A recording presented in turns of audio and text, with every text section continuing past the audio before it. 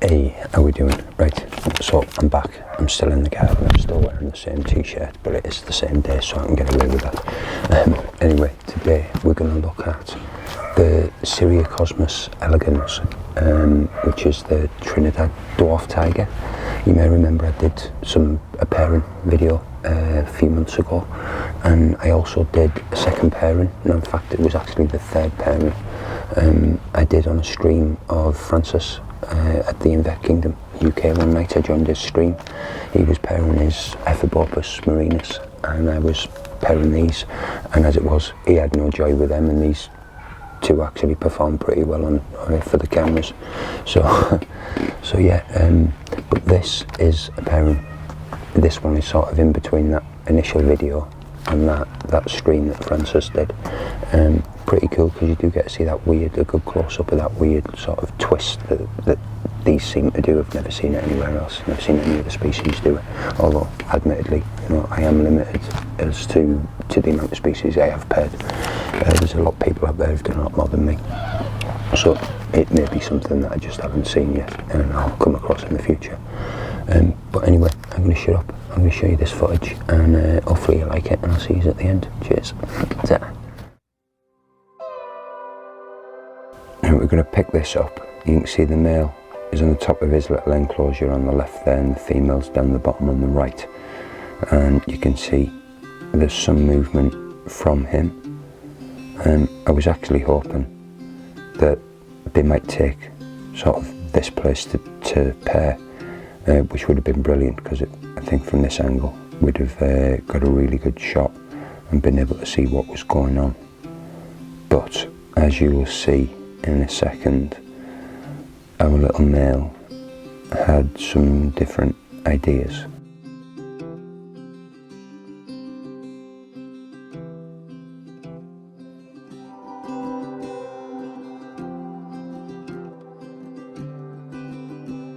Yeah, he decided that he was going to head off in the other direction and go for a wander. So what I did was I got him in a catch cup, and as you'll see in just a second, we placed him at the far end of our enclosure, and this is him just slowly. He's worked his way over, and he's onto our webbing, and you don't know if the camera's picking it up, but he is trembling rather than tapping. He's doing a bit of trembling and just letting him know that he's here. And you can see her at the top now, she's starting to respond.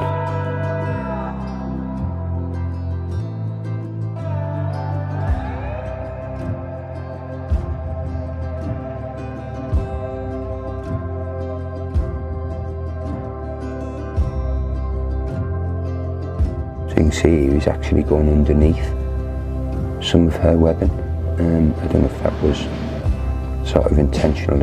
It wasn't like she built a little tunnel there. He's actually dug underneath that little bit of webbing. But you can see just how close together they are now.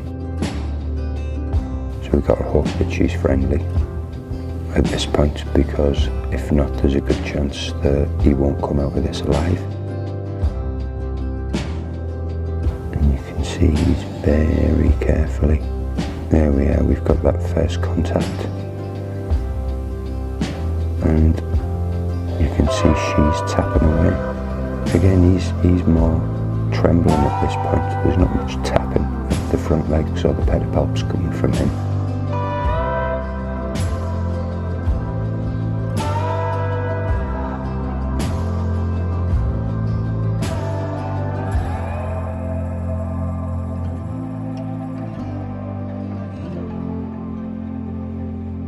See, it's all a bit touchy-feely.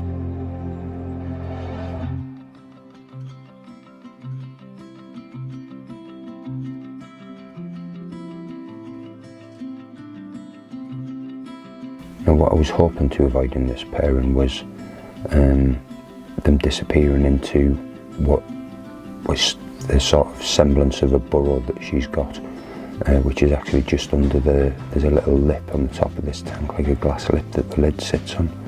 And she seems to have made a little burrow underneath that and pushed the moss out. and it makes it a little bit more difficult to see what's going on. So I was hoping that that wouldn't happen, but as you can see here, she's sort of basically moved back into that burrow and he's following her around.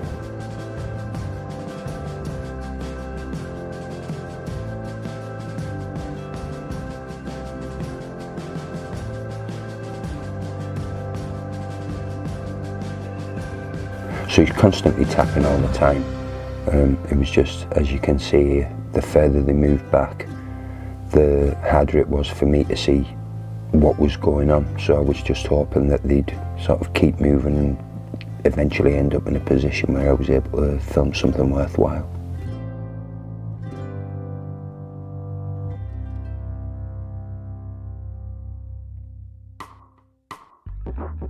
Now here we have our female. You can see she's fully receptive, and they're just working the best position. If only the pair of them knew that the best position would probably be outside.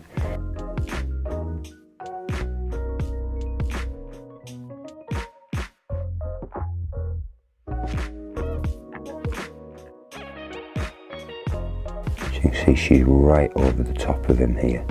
Now these pairings can last for hours. This one actually went on for about 2.5 hours if I'm not mistaken, and yet again you can see that really weird sort of roll that they do while they're paired. Now I'm not sure how many times it happened over the course of this pairing, but I know on the live stream that we did it must have happened 5 or 6 times, and I don't know if it's just something that this genus do. I've never seen it anywhere else. I've not actually seen any videos of any of the spiders doing it, but if I'm honest, I haven't seen many videos of these properly pairing. It tends to be that the male will go down into the burrow, the pairing will take place down there, and they can be out of sight for a good couple of hours and then come out. So I've had a look around on YouTube, and like I said, there are a couple of videos of them pairing, but not as many as I would have expected, considering how popular these are as a species.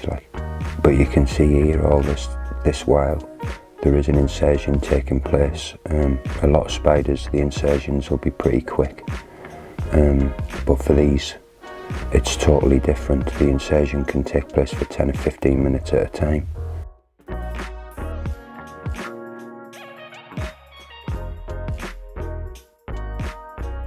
Yeah, well, what happened here was, I'm not sure, I took my eye off things. I think I'd picked my phone up because the pairing had been going on for a while. I think I picked my phone up to take it and have a look at what was going on, and then when I come back 5 minutes later, this was the position I found them in.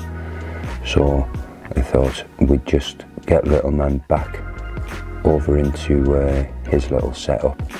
The plan is that he's going to go over to Jojo and Rennie at Raw Cavern, and hopefully they'll be able to get a pairing with their female as well.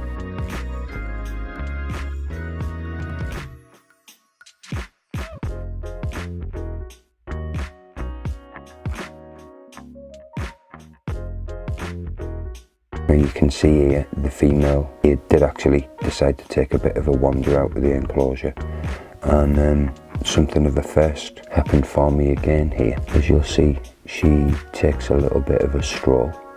I mean, I wasn't too worried, I wasn't too concerned. No, I could have easily picked her up if I'd wanted to, but I decided I'd just get her in a catch cup, and you'll see, there we go. It's definitely a first thing that I've seen, and I have shared this little clip elsewhere, and many others have said you don't see a Cyriocosmus elegans flicking too often, so it was ace to catch that on video. So yeah, you see she did do a little bit of a runner, managed to cup her into the corner, get her into a pot, and eventually she does go back into her little enclosure. Now my intentions are that she's not going to stay in this one, she's going to go back into the enclosure she was in originally. I just put her into this for this breeding project.